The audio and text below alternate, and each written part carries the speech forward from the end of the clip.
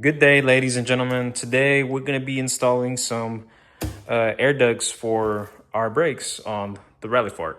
The purpose of doing this is since we're tracking our car, it's going to be pretty essential to, keep the rotors nice and cool to keep our car functional on the track.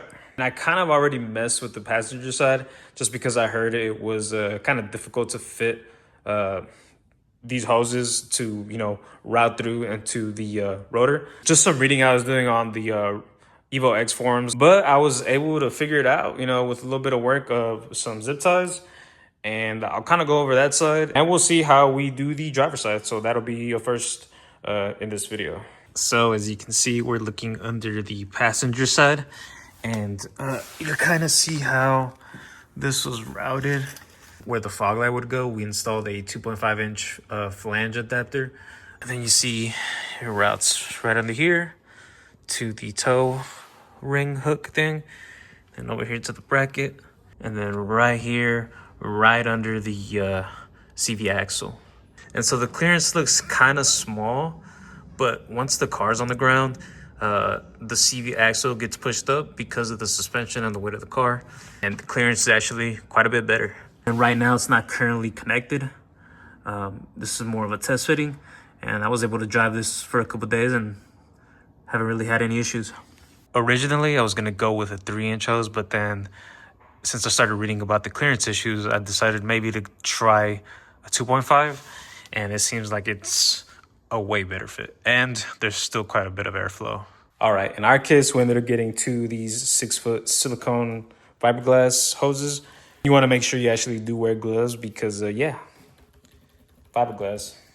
All right, and what we have there is our 2.5 inch flange on the driver's side.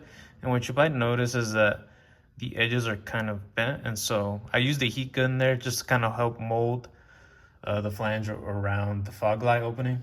And I had a couple screws to sandwich in the mesh. Now, the fun part about this side is that we had to get the hose through here and kind of just tuck it into the bumper, but then we're gonna get to a point where we come to the hook again, and we're gonna have to find some way to get it held here once it starts making its way back to the control arm. What I think we'll end up doing is using the plastic cover that usually goes here, and we might have to cut some holes in it so we can tie our hose to it, and it's being held and not just dangling down here next to the transmission. And so as you can see, we got this hose positioned and zip tied in. It is kind of hard to get this clamp down up here. So if you have an Evo or Ralliart, you probably want to push the plastic housing out and then clamp it down that way. It might be a little bit easier, but I was able to maneuver my hands behind this and do it this way. But as you can see, we have it going right here and then going out here to the tow hook. And now I think we'll be fine. We might not need to do any kind of holes or drill anything for the plastic cover here, since there are already a bunch of holes drilled in it. So this might actually work out a little bit better.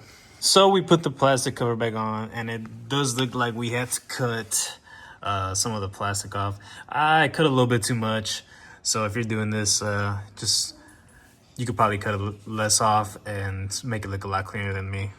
So we just need to run those zip ties and then just kind of measure it out back here and see how much more we need to cut off to get it aligned perfectly.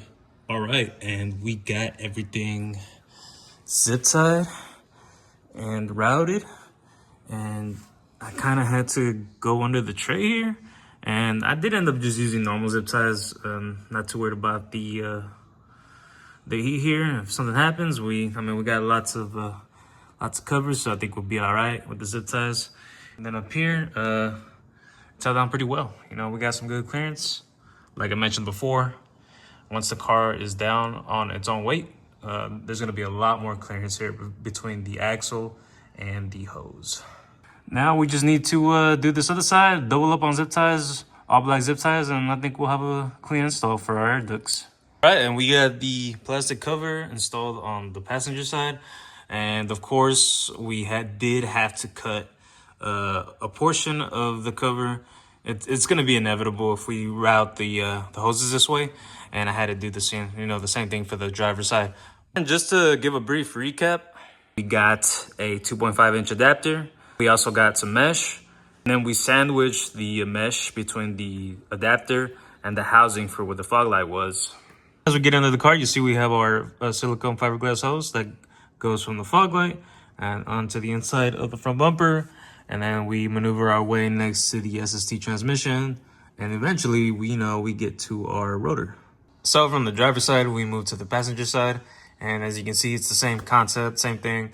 Fog light inside of the bumper. But then we had to kind of maneuver our way here next to the oil pan because we can't really place it on the other side of it just because of all the pulleys and the serpentine belt. And then eventually it just goes again to the rotor. It's looking really good. Now we just need to get the flanges installed into the shields for the rotors, and I think we'll be finished with getting this set up. All right, and now we're gonna be drilling like a 2.5-inch hole for the air duct hose flange. And so we're probably gonna be drilling somewhere around right here. We'll get exact measurements in a little bit. We're gonna focus on finishing our air duct cooling system. And for the flanges on the wheel hub side, we ended up getting these stainless steel 2.5-inch hose flanges. They originally came with 4 mounting points, but we ended up basically cutting off the other sides and using the grinding wheel to kind of finish it off. We're left with this as a pretty decent result. This will suffice for the amount of heat that's going to be radiating from this area. Fast forward time, and we were able to get a 2.5-inch hole drilled in here, and then we were able to mount the actual flange. As you can see, it's now clamping onto the hose, and we used some stainless bolts that we had just laying around extras. It's not perfect. As you can see, we have this opening over here, and it's just because the way the dust shield is formed. It's just, kind of volcanoing out, but this should be fine.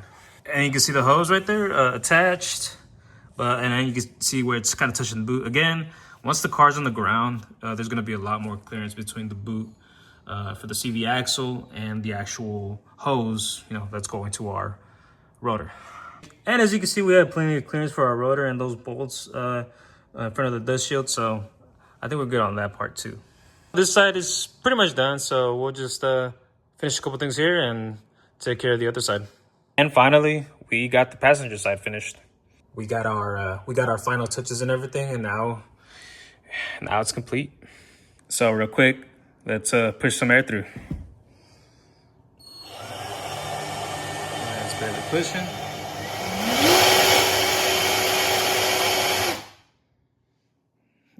And there we go. I probably should have taken like a base of what the temperatures would have been without the hoses. But oh well, at least we have some better cooling for our brakes once we take it to the track. To finish the setup, we basically drilled the 2.5-inch hose with the hole dozer, and we drilled some holes for the bolts that hold the flange in place. And then one of them we kind of had to guess where to go in, but we did a pretty good job there. Now that everything is basically set in place, we'll test drive it when we get the opportunity.